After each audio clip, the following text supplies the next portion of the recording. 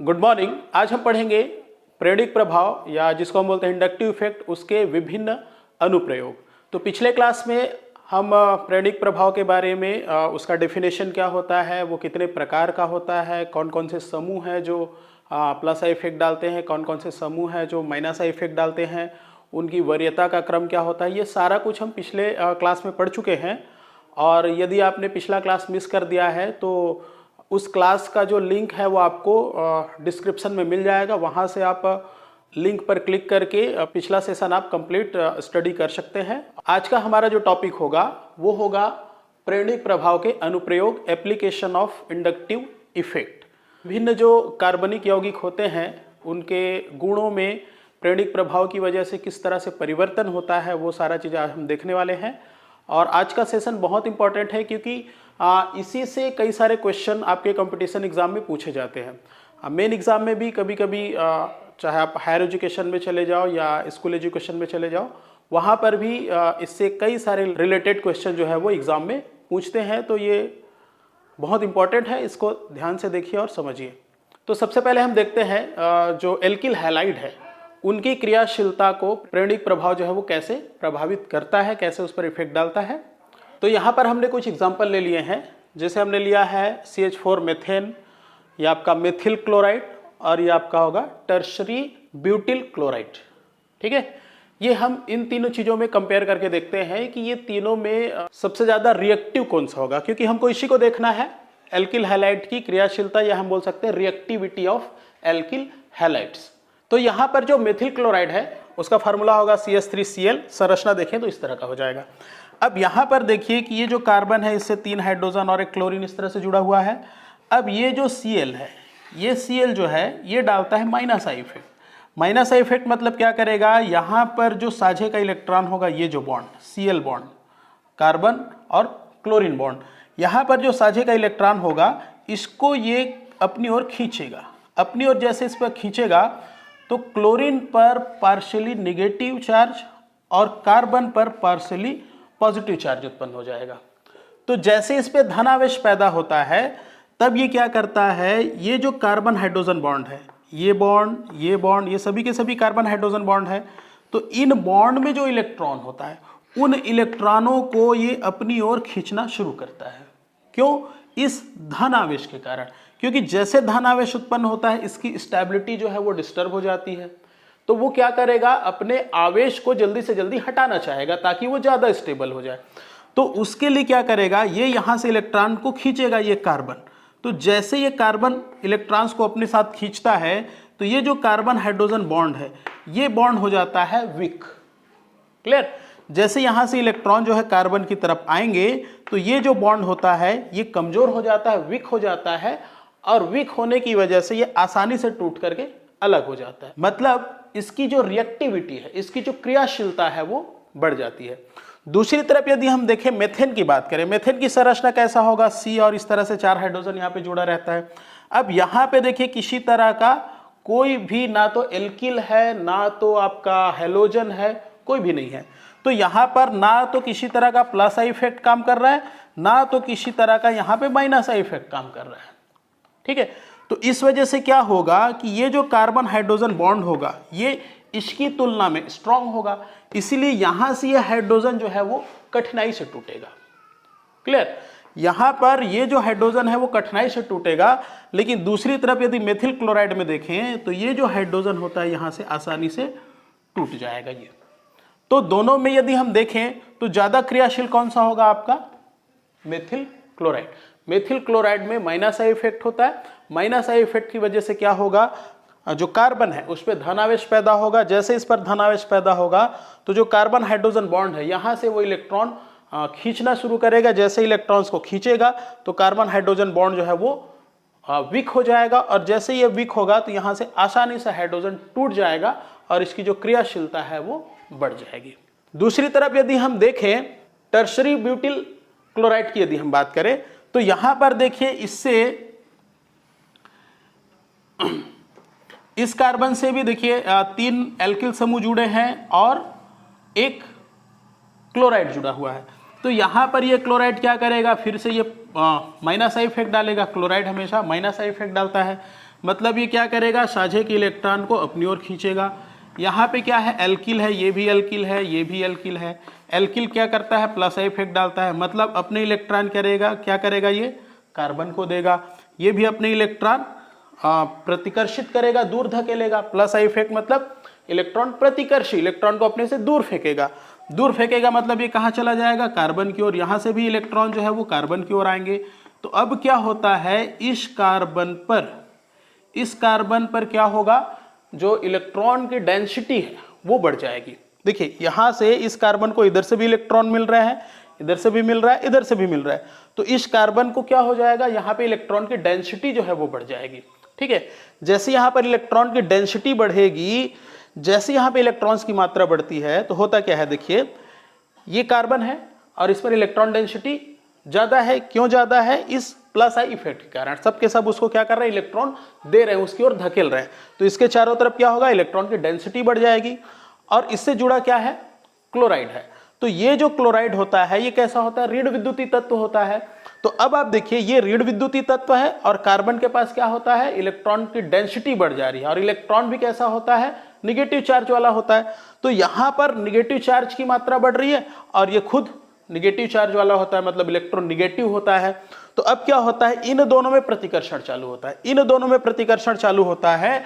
और जैसे ही कोई इस पर प्रबल क्षार अटैक करता है तो यहां से आसानी से ये Cl टूट करके अलग हो जाता है। इस बॉन्ड और इस कार्बन क्लोरीन बॉन्ड की यदि हम तुलना करें तो यहां पर ये जो बॉन्ड होता है वो स्ट्रांग होगा। क्यों, क्योंकि यहां पर इस कार्बन पर इलेक्ट्रॉन डेंसिटी कम होती है। ठीक है, जिसकी वजह से ये बॉन्ड स्ट्रांग होता है। यहां पर इस कार्बन पर इलेक्ट्रॉन डेंसिटी प्लस आई के कारण बढ़ जाता है। प्लस आई के कारण बढ़ने से ये जो ऋण विद्युतीय तत्व होता है इनमें प्रतिकर्षण चालू होता है और ये जो बॉन्ड होता है वो वीक हो जाता है। और जैसे इस पर कोई प्रबल क्षार अटैक करता है यहां से टूटकर अलग हो जाता है। ठीक है, आसानी से टूट जाता है। मतलब कि इस बॉन्ड और इस बॉन्ड में क्या होगा, ये बॉन्ड आसानी से टूटेगा। मतलब क्या होगा कि इसकी रिएक्टिविटी जो है, इसकी जो क्रियाशीलता है वो ज्यादा होगी।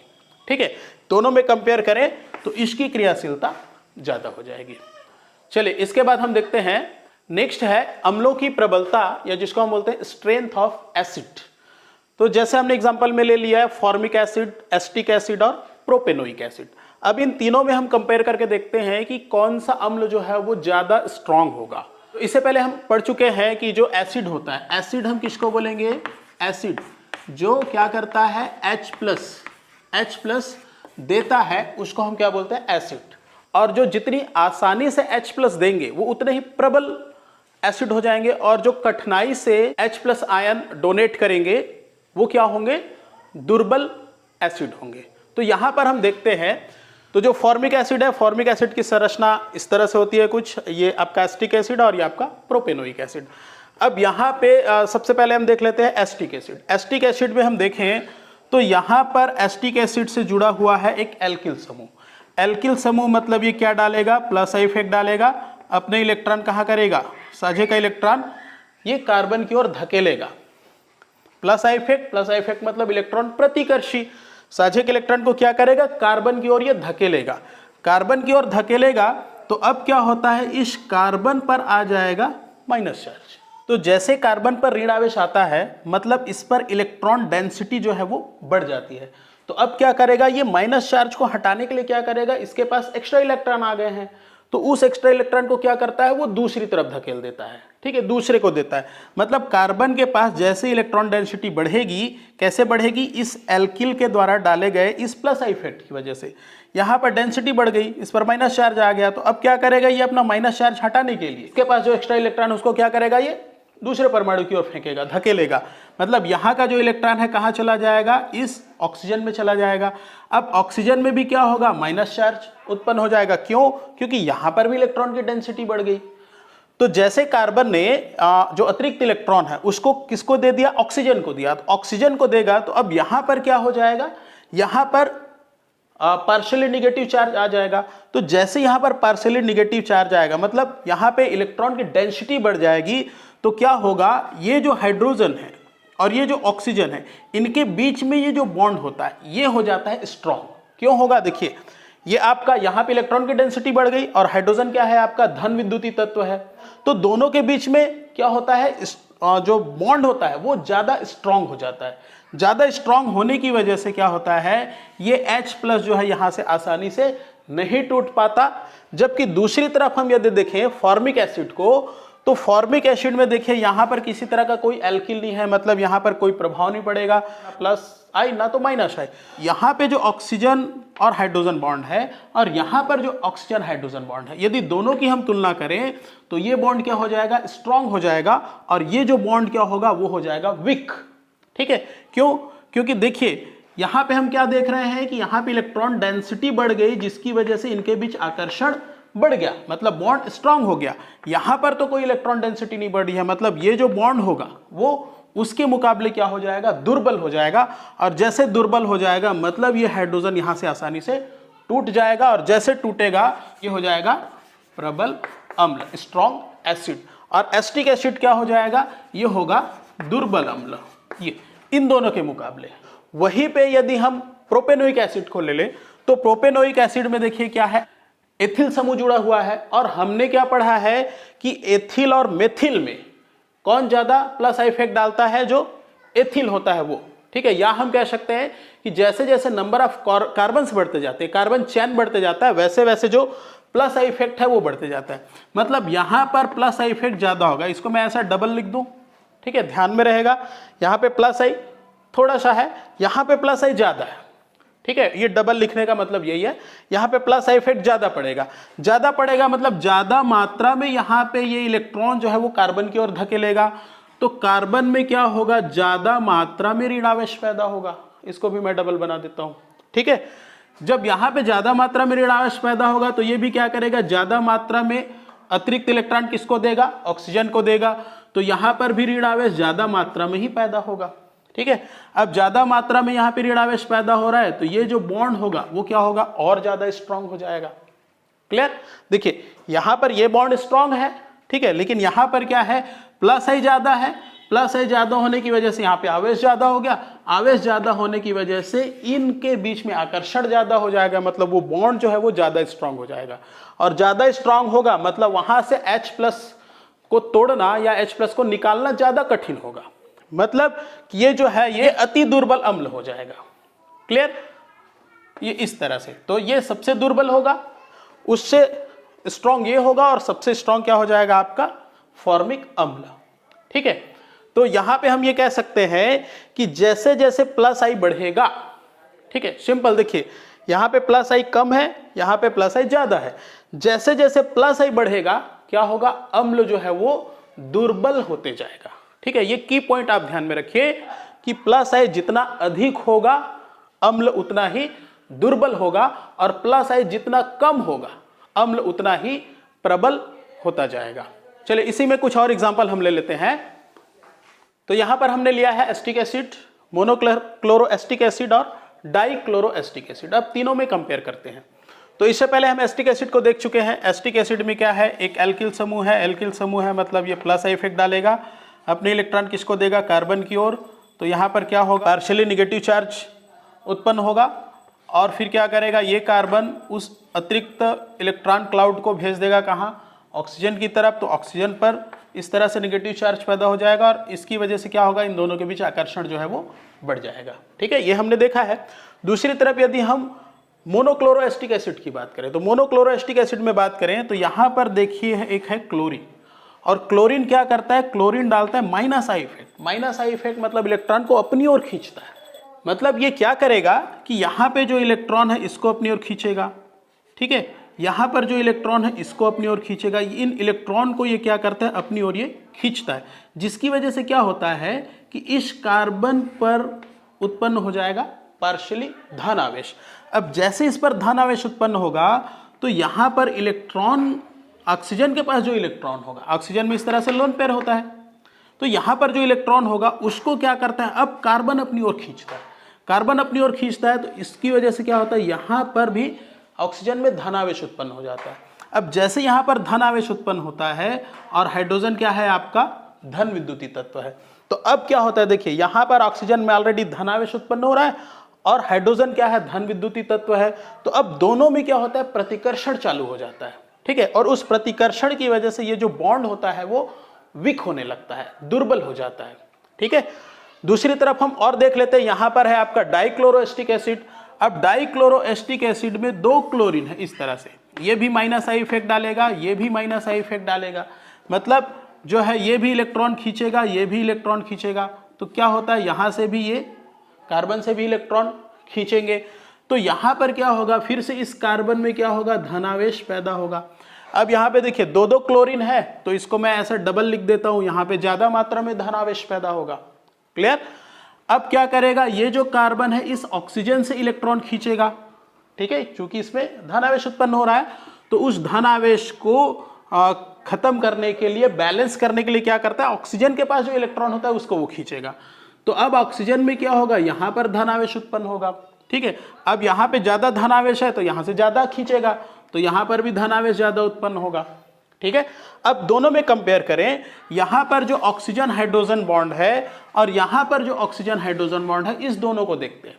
तो यहां पर देखिए इस ऑक्सीजन में थोड़ा सा धनावेश है। ठीक है, और ये आपका धन विद्युतीय तत्व, तो यहां पर क्या होगा, प्रतिकर्षण होगा। तो प्रतिकर्षण कितना होगा, थोड़ा सा होगा। यहां पर आप देखो इस ऑक्सीजन में धनावेश ज्यादा है, ज्यादा धनावेश है, और ये आपका धन विद्युतीय तत्व, तो इन दोनों में प्रतिकर्षण क्या होगा, इसके मुकाबले ज्यादा होगा। मतलब यहां पर जो बॉन्ड होगा वो क्या हो जाएगा, ये होगा दुर्बल। ये यहां पर जो होगा उसके मुकाबले क्या हो जाएगा, इनमें थोड़ा सा प्रतिकर्षण कम है, मतलब हम इसको ले सकते हैं प्रबल। यहां पे किसको ले रहे हैं, बॉन्ड को ले रहे हैं ना, बॉन्ड यहां पे प्रबल होगा।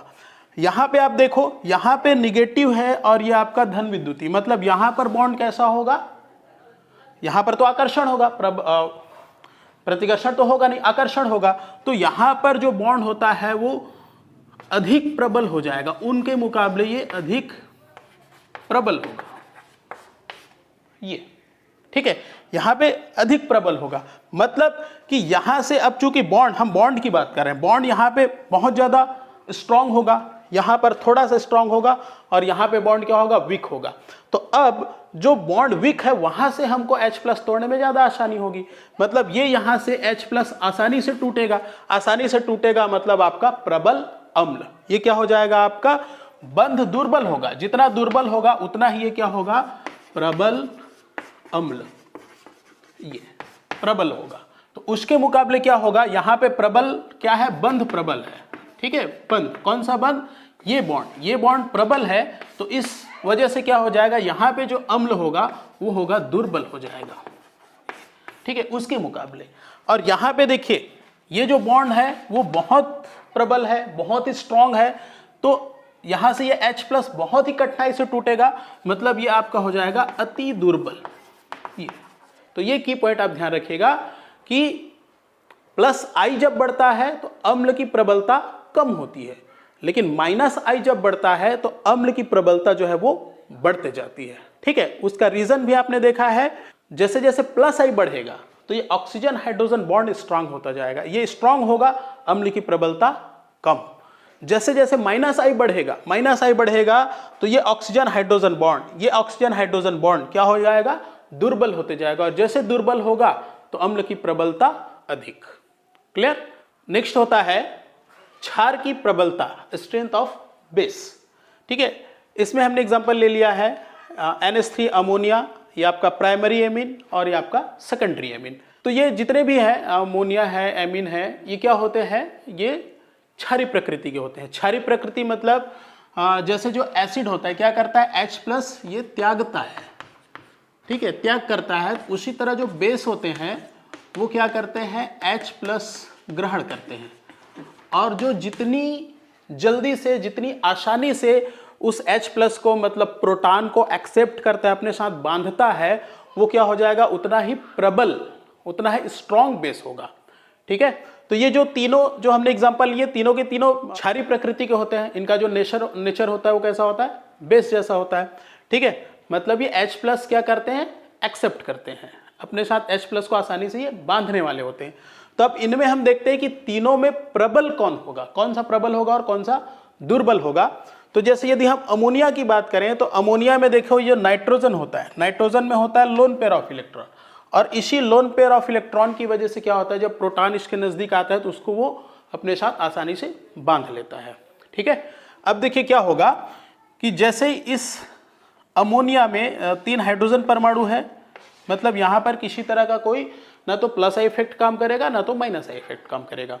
दूसरी तरफ यदि हम प्राइमरी एमीन को देखें, ये आपका प्राइमरी एमीन से एक एल्किल समूह जुड़ा होता है। एल्किल समूह जुड़ा होता है मतलब एल्किल क्या करेगा, प्लस आई इफेक्ट डालेगा। प्लस आई इफेक्ट मतलब अपने इलेक्ट्रॉन को क्या करेगा, ये प्रतिकर्षित करेगा, दूर धकेलेगा। कहाँ? नाइट्रोजन की तरफ। तो जैसे इलेक्ट्रॉन नाइट्रोजन की तरफ जाएंगे तो इस नाइट्रोजन के पास क्या हो जाएगा, पार्शियली निगेटिव चार्ज उत्पन्न हो जाएगा, मतलब उसके पास इलेक्ट्रॉन की डेंसिटी बढ़ जाएगी। दूसरी तरफ हम देखें तो जो सेकेंडरी एमीन है, सेकेंडरी एमीन में 2 एल्किल हैं और ये भी क्या करेगा, ये भी प्लस आई इफेक्ट डालेगा, ये भी प्लस आई इफेक्ट डालेगा। अपने इलेक्ट्रॉन कहाँ देगा, नाइट्रोजन की ओर धकेल देगा। ये भी अपने इलेक्ट्रॉन को क्या करेगा, नाइट्रोजन की ओर प्रतिकर्षित करेगा। तो अब इस नाइट्रोजन में क्या हो रहा है, यहाँ पर क्या होगा, पार्शियली निगेटिव चार्ज तो आएगा, लेकिन यदि हम दोनों का कंपेयर करें तो यहाँ पे प्लस आई कम है, इसलिए यहाँ पे कम मात्रा में ऋण आवेश पैदा होगा। यहाँ पे प्लस आई ज्यादा है तो यहाँ पे क्या होगा, ऋण आवेश ज्यादा मात्रा में पैदा होगा। मतलब इस नाइट्रोजन के पास इलेक्ट्रॉन की जो डेंसिटी होगी वो ज्यादा होगी।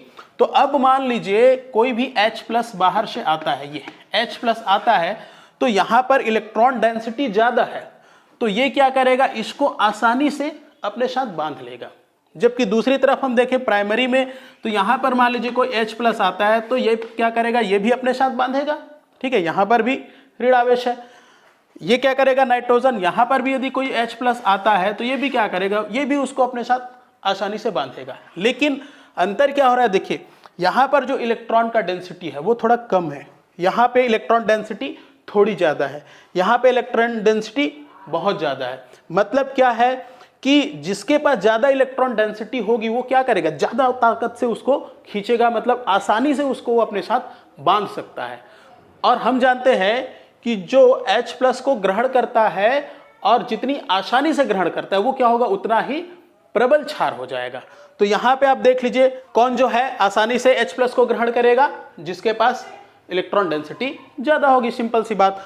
तो जो सेकेंडरी एमीन होता है वहाँ पे इलेक्ट्रॉन डेंसिटी ज़्यादा है, मतलब ये क्या हो जाएगा, ये हो जाएगा प्रबल क्षार, ये प्रबल क्षार हो जाएगा। यदि दूसरी तरफ हम बात करें जो प्राइमरी एमीन है, यहाँ पर इलेक्ट्रॉन डेंसिटी थोड़ी कम है, तो ये हो जाएगा आपका दुर्बल क्षार उसके मुकाबले। और जो अमोनिया है, अमोनिया पे इलेक्ट्रॉन डेंसिटी उन दोनों से कम है। ठीक है, यहाँ पर सिर्फ लोन पेयर इलेक्ट्रॉन है, एक्स्ट्रा और इलेक्ट्रॉन डेंसिटी यहाँ पे नहीं है।